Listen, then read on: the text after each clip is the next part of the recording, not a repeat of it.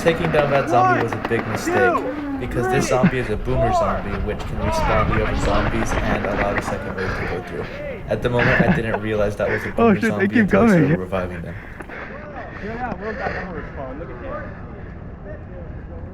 Wait for them to get closer.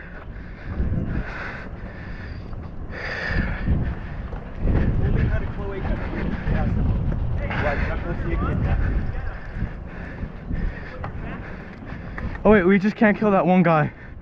The one that can respawn. Let's not kill him, because we wouldn't have this issue. Alright. Well, let's get rid of some of these guys.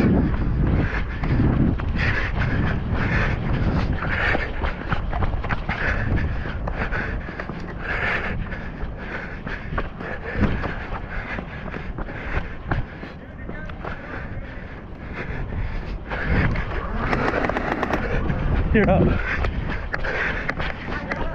Are you out? The blue zombie I just shot was a tank zombie, which means that shooting him only stuns him for 3 seconds. Finally, I escaped from this very dangerous zombie hole.